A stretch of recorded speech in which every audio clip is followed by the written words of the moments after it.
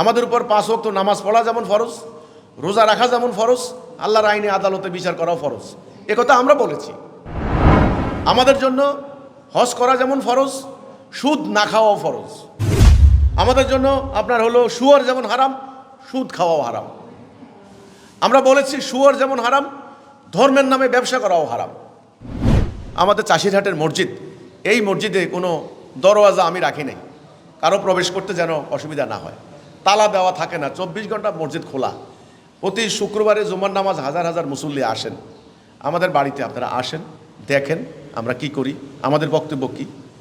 আমরা নোয়াখালীর সাধারণ মানুষকে বলতে চাই, আপনারা একপক্ষীয় কথা শুনে, এক পাশ থেকে কথা শুনে আমাদের সম্পর্কে বিভ্রান্ত হবেন না। আল্লাহ কোরআনে বলেছেন সূরা জুমার 18 নম্বর আয়াতে, মনোযোগ দিয়ে কথা শুনো, এর মধ্যে যেটা উত্তম সেটা গ্রহণ করো। তাহলে আল্লাহ বলেছেন দেখো, শুনো, বুঝো। আপনারা দেখলেন না, শুনলেন না, বুঝলেন না, আপনারা ওই যে মোল্লা মুন্সির কথায় আপনারা উত্তেজিত হয়ে আমাদের উপর হামলা করবেন, এটা বেআইনি হবে, এটা মানবতার লঙ্ঘন হবে, এটা অরাজকতা হবে, এটা মব সন্ত্রাস হবে। কিন্তু ইসলাম, আমার কোরআন তো ধর্মান্ধতার ইসলাম নয়, উদার নৈতিকতার ইসলাম, বিজ্ঞান প্রগতির ইসলাম, যুক্তির ইসলাম। এই কোরআন দিয়ে অর্ধ দুনিয়াতে জ্ঞান বিজ্ঞানের ভিত্তি রচনা করেছে মুসলমানরা। এরা কোন ইসলাম শিখছে? একজন গবেষক ওনার বইতে তিনি বলেছেন যে কৃষ্ণ, মনু, যুধিষ্ঠির এনারা নবী হতে পারেন। এটা আমার ব্যক্তিগত গবেষণা, আমি কাউকে এটা বিশ্বাস করতে বলছি না। ওনার বইতে উনি লিখেছেন, এরকম বই আপনি আমাকে বলেন, আমি 1000 কালেকশন করে দিতে পারবো। কাওমি মাদ্রাসার বহু আলেমের বইয়ের মধ্যে আছে, ভারতবর্ষের বহু গবেষকের বইয়ের মধ্যে আছে যে ভারতবর্ষের কৃষ্ণ, মনু, যুধিষ্ঠির এনারা নবী হতে পারেন। এটা আমাদের বিশ্বাসের ব্যাপার, এটা গবেষণার ব্যাপার।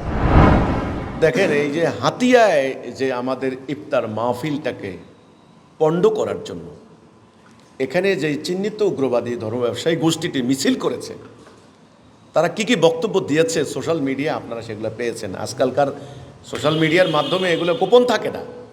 এই যে তারা বলেছে আমরা কৃষ্ণকে নবী বলি, এটা কি আমাদের কোনো প্রচারণার সাবজেক্ট? তারা কি বলতে পারবে আমরা সাধারণ মানুষকে একথা বলেছি যে তোমরা কৃষ্ণকে নবী মানো? এটা আমাদেরকে প্রচারণার সাবজেক্ট? এটা কি আমরা কি আমাদের দরকার আছে? আমাদের নবী হযরত মুহাম্মদ সাল্লাল্লাহু আলাইহি সাল্লাম, তিনি শেষ নবী, আমরা তার উম্মত। আমরা হাজার হাজার লক্ষ লক্ষ বক্তব্যের মধ্যে আমরা বলেছি এই যে আল কোরআন আল্লাহর বিধান, আল্লাহর কোরআন মানব জাতির শেষ জীবন বিধান, নবী খাতামেন নবী, নবী আর আসবে না, রসুল আর আসবে না। তাহলে আমরা কেন কৃষ্ণকে নবী বলে প্রচার করব? এই মিথ্যাবাদীরা এগুলো প্রচার করছে। দ্বিতীয় কথা হচ্ছে আমাদের রোজা ভিন্ন। কি রোজা ভিন্ন? আমাদের ভিন্ন কি রোজা? তার মানে আমরা কি অর্ধেক রোজা রাখি নাকি, যে দুপুরবেলা রোজা ভাঙি?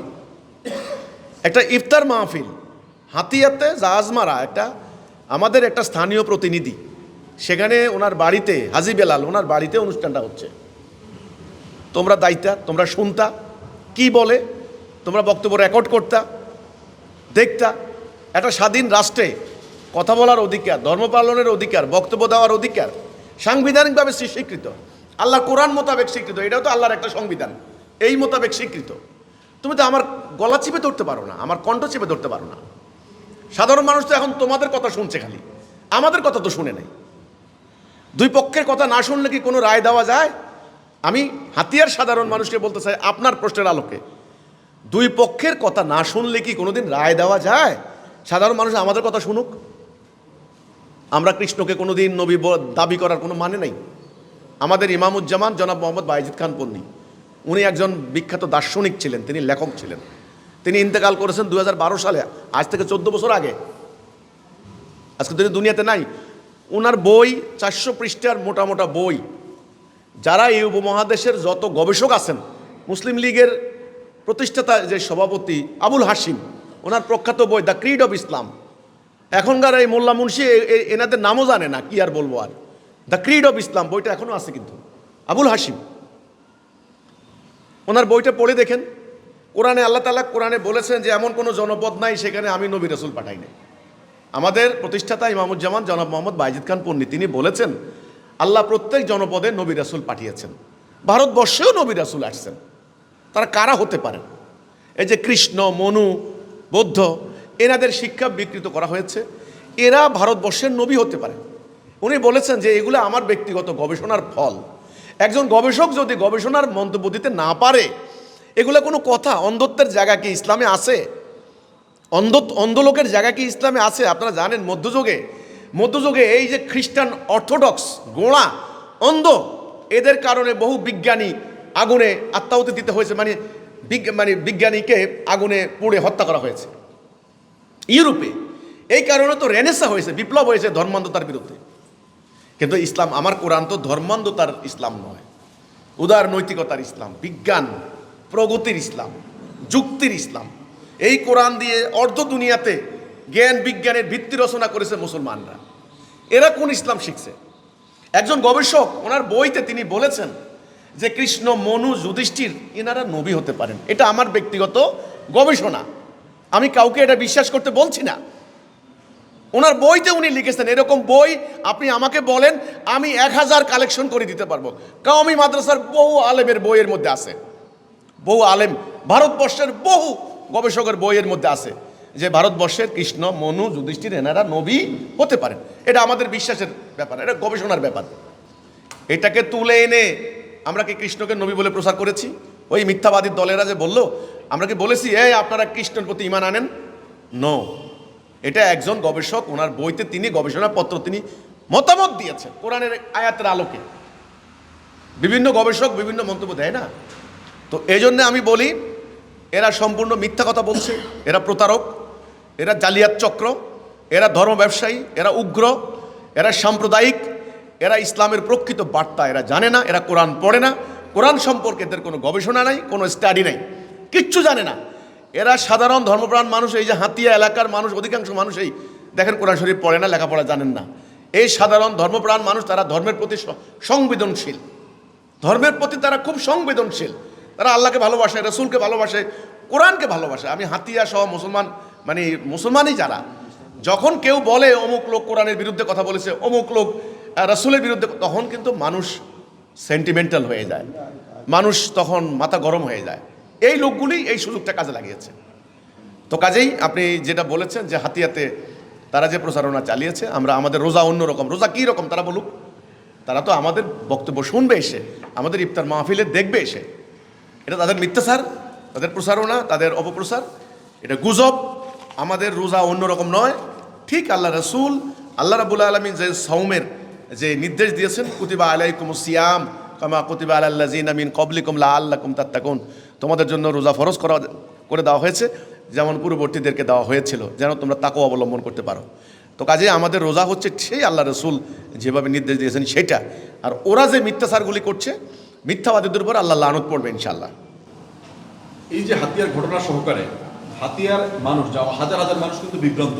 আমরা দেখেছি কয়েক হাজার মানুষ কিন্তু আপনাদের বিরুদ্ধে বিক্ষোভে অংশগ্রহণ করছে। তারা কিন্তু আপনাদের বিরুদ্ধে কিন্তু অপপ্রচার বা মিথ্যা হোক যাই হোক আপনাদের বিরুদ্ধাচরণ করছে। কিন্তু হাতিয়া সহ নোয়াখালী বাসীর প্রতি আপনার কি মেসেজ থাকবে? দেখেন, এই যে কথাটা বললেন, এটা একটা দুঃখজনক ব্যাপার। আমাদের এলাকার মানুষের ইসলাম সম্পর্কে তাদের সম্যক ধারণা না থাকার কারণে, কম্প্রিহেন্সিভ নলেজ বা কম্প্রিহেন্সিভ কনসেপ্ট, আইডিয়া ইসলামটা আসলে কি এবং কেন, এটা না থাকার কারণে সহজেই সাধারণ মানুষদের ইমানকে, ধর্মীয় চেতনাকে ডিরেইল করা, ভুল পথে পরিচালিত করা, রং ডাইরেকশনের দিকে নিয়ে যাওয়ার এভরি পসিবিলিটি এখানে কাজ করে, এখানে সম্ভাবনা কাজ করে। তো আমার এলাকার মধ্যেও কিন্তু এই ঘটনাটাই ঘটেছে। আজকে যে এই দিনটা আমরা সংবাদ সম্মেলন করেছি, 14ই মার্চ আমার বাড়ি হামলা করে 2জন ভাইকে জবাই করেছে, বাড়িঘর লুটপাট করেছে, 10 বছর হয়ে গেল। তো এর প্রতিবাদে আজকে কিন্তু সংবাদ সম্মেলন হয়েছে। কাজে আমাদের নোয়াখালী অঞ্চলে, দক্ষিণ অঞ্চলে দারুণভাবে অপপ্রচার করা হয়েছে। হাজার হাজার মানুষকে আমি মানুষের কাছে এখনও পৌঁছতে পারিনি। মানুষের কথা, মানুষ আমার কথা কিন্তু শুনে নাই। হাতিয়াতেও এমনিভাবে, লক্ষ্মীপুরেও, ফেনীতে এমনি করে, মানে একইভাবে তারা আমাদের বিরুদ্ধে অপপ্রচার চালিয়েছে, মিথ্যাচার করেছে। তো মানুষ দারুণভাবে প্রভাবিত হয়েছে, অপপ্রচারে প্রভাবিত হয়েছে। এই কারণে আমাদের লোকেরা নানান জায়গায় আক্রান্ত হচ্ছে। তো আমি নোয়াখালীবাসীর প্রতি আমার একটা বার্তা, আজকের আপনার প্রশ্নের আলোকে নোয়াখালীর মানুষের প্রতি কী বার্তা? আমার বার্তা হচ্ছে, দেখুন, দুই পক্ষের কথা না শুনলে কোনো দিন সঠিক সিদ্ধান্তে আসা যায় না। কোনো বিচারক কোনো দিন বিচার করতে পারবেন না যদি বাদী বিবাদের কথা না শুনে। আমাদের বিরুদ্ধে প্রতিনিয়ত এই যে অপপ্রচার হচ্ছে, মহফিল করে কিছু মৌলবী দাঁড়িয়ে মিথ্যাচার করছে, আপনারা তো ওদের কথা শুনলেন, আমরা যেটা বলি নেই, যেটা আমাদের বইতে নাই, যেটা আমাদের আকীদা নয়, বিশ্বাস নয়, তারা এগুলি বানিয়ে বানিয়ে বানিয়ে বানিয়ে জনসমক্ষে এই যে মিথ্যাচারগুলি করছে। আপনারা আমাদের কথা শুনেন, আমাদের বক্তব্য দেখেন। আমাদের চাষিরহাটের মসজিদ, এই মসজিদে কোনো দরওয়াজা আমি রাখি নাই, কারো প্রবেশ করতে যেন অসুবিধা না হয়। তালা দেওয়া থাকে না, 24 ঘন্টা মসজিদ খোলা। প্রতি শুক্রবারে জুমার নামাজ হাজার হাজার মুসল্লি আসেন। আমাদের বাড়িতে আপনারা আসেন, দেখেন আমরা কি করি, আমাদের বক্তব্য কী। আমরা নোয়াখালীর সাধারণ মানুষকে বলতে চাই, আপনারা একপক্ষীয় কথা শুনে, এক পাশ থেকে কথা শুনে আমাদের সম্পর্কে বিভ্রান্ত হবেন না, এটা হবে অন্যায়।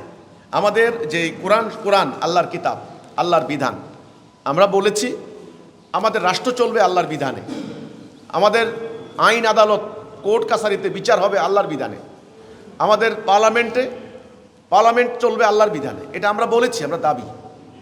আল কোরআন আমাদের জীবন বিধান, আল্লাহর কোরআনের আইন দিয়ে রাষ্ট্র চলবে। তবে আমরা মুসলিম, আমাদের কলেমা লা ইলাহা ইল্লাল্লাহ মুহাম্মাদুর রাসূলুল্লাহ। আমরা আল্লাহর হুকুম বিধান ছাড়া কারো হুকুম বিধান মানি না। আমাদের উপর 5 ওয়াক্ত নামাজ পড়া যেমন ফরজ, রোজা রাখা যেমন ফরজ, আল্লাহর আইনে আদালতে বিচার করাও ফরজ, একথা আমরা বলেছি। আমাদের জন্য হজ করা যেমন ফরজ, সুদ না খাওয়াও ফরজ। আমাদের জন্য আপনার হলো শুয়োর যেমন হারাম, সুদ খাওয়াও হারাম। আমরা বলেছি শুয়োর যেমন হারাম, ধর্মের নামে ব্যবসা করাও হারাম। আল্লাহর কথা বললে সবটাই বলতে হবে, 16 আনা বলতে হবে। কিছু বলবেন কিছু বলবেন না, এটা আমরা বলেছি শিরিক। কিছু মানবেন কিছু মানবেন না, এটা আমরা বলেছি শিরিক। আমরা কথা বলেছি। একটা উগ্রবাদী গোষ্ঠী আমাদের বিরুদ্ধে আজকে মিথ্যাচার করছে, অপপ্রচার করছে সত্য কথা বলার কারণে। আমি নোয়াখালীর মানুষদেরকে বলতে চাই যে আপনাদেরকে আল্লাহ জ্ঞান দিয়েছেন, বিবেক দিয়েছেন, বুদ্ধি দিয়েছেন, আপনারা ওদের অপপ্রচারে প্রভাবিত হবেন না। আপনারা আমাদের কথা শুনেন। আমরা মুসলমান জাতিকে তাওহীদের উপরে ঐক্যবদ্ধ করতে চাই।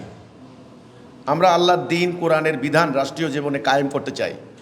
আমরা নারীদের অধিকার, সম্মান প্রতিষ্ঠা করতে চাই। আমাদের মসজিদে ছেলেরাও আসে, মেয়েরাও আসে। আপনারা বাহিরে প্রচার চালান কি যে এখানে ছেলে মেয়ে একাকার। আরে ভাই, একাকার কথা দিয়ে কী বোঝান? কেন এই মিথ্যাচারগুলি করা হচ্ছে? এখন সরকার যে মডেল মসজিদ করছেন, সেখানে সরকার নির্দেশ দিচ্ছেন মেয়েরাও মসজিদে যেতে হবে। সারা দুনিয়ার, আপনি মালয়েশিয়া যান, ইন্দোনেশিয়া যান, পাকিস্তান যান, সারা দুনিয়ার মসজিদগুলোতে, সৌদি আরব, ইরান, ইরাক, সিরিয়া, আফগানিস্তান, সব জায়গাতে মেয়েরা মসজিদে যাচ্ছে। আমাদের এইখানে বাংলাদেশে কিছু দেশি মৌলবী আছেন, ওনারা ফতোয়া দিচ্ছেন মেয়েরা মসজিদে গেলে মসজিদ নাপাক হয়ে যাবে। সেজন্য আমি বলেছি যে আমরা নারীদেরকে নিয়ে কাজ করছি, নারীদেরকে সম্মান ইসলাম যেটা দিয়েছে আমরা সেটা নিয়ে আমরা কাজ করছি। তা আপনারা আমাদের সম্পর্কে জানেন, বুঝেন। নোয়াখালী এলাকার মানুষের প্রতি আমার সনির্বন্ধ অনুরোধ থাকবে, আপনারা অপপ্রচারে প্রভাবিত হবেন না। আমরা আল্লাহ রাসূলের ইসলাম নিয়ে দাঁড়িয়েছি। আমাদের কথা আমাদের কাছ থেকে শুনেন, দুই পক্ষের কাছ থেকে না শুনলে সঠিক বিচার করতে পারবেন না। এটা আল্লাহর নীতি। আল্লাহ কোরআনে বলেছেন, কোনো ফাসেক যদি কোনো সংবাদ নিয়ে আসে, যাচাই করো। যদি যাচাই বাছাই না করো, পাশে তার ক্ষতি করে ফেলতে পারো। আল্লাহ কোরআনে বলেছেন, যেই সম্পর্কে তোমার কোনো জ্ঞান নাই, তুমি এর অনুসরণ করিও না। জানো, বুঝো, দেখো, শুনো, তারপরে সিদ্ধান্ত নাও। আল্লাহ কোরআনে বলেছেন সূরা জুমার 18 নম্বর আয়াতে, মনোযোগ দিয়ে কথা শুনো, এর মধ্যে যেটা উত্তম সেটা গ্রহণ করো। তাহলে আল্লাহ বলেছেন দেখো, শুনো, বুঝো। আপনারা দেখলেন না, শুনলেন না, বুঝলেন না, আপনারা ওই যে মোল্লা মুন্সির কথায় আপনারা উত্তেজিত হয়ে আমাদের উপর হামলা করবেন, এটা বেআইনি হবে, এটা মানবতার লঙ্ঘন হবে, এটা অরাজকতা হবে, এটা মব সন্ত্রাস হবে। আমাদেরও অধিকার আছে, আমরা এই দেশের আইন মান্যকারী নাগরিক। আমাদের বাকস্বাধীনতা, আমাদের সাংবিধানিক অধিকার, আমাদের মানবাধিকার, এগুলো আপনারা ধ্বংস করতে পারেন না। আমাদের কথা বলার অধিকার। আমাদের বাড়িতে আমরা নামাজ পড়বো, আমাদের বাড়িতে আমরা ইফতার করব, আমরা ইফতার মাহফিল করব, আমরা এখানে আলোচনা সভা করব। আপনাদের যদি আপনারা রেকর্ড করেন, যদি কোনো কথা আপত্তি হয় সেগুলো বলেন। দেশে আইন আছে, মামলা করেন, তুলে ধরেন যে আইনের ধারা আছে যে এরা ধর্মের বিরুদ্ধে এই কথা বলছে। সেটা আপনারা না করে আমাদের কোথায় ভুল, একটা ভুল বলতে পারলেন না যে এই জায়গায় এরা এই ভুল কথা বলে। মিথ্যা গুজব বিশ্বাস করে করে বারবার আমাদেরকে আক্রমণ করছেন। এই জন্য নোয়াখালীর সাধারণ ধর্মপ্রাণ মানুষদের প্রতি আমার সনির্বন্ধ অনুরোধ থাকবে, আপনারা ভালো করে যাচাই বাছাই করুন, আমাদের সম্পর্কে জানুন। আমরা ইসলামের বিজয় চাই, আল্লাহর দ্বীন নিয়ে আমরা দাঁড়িয়েছি।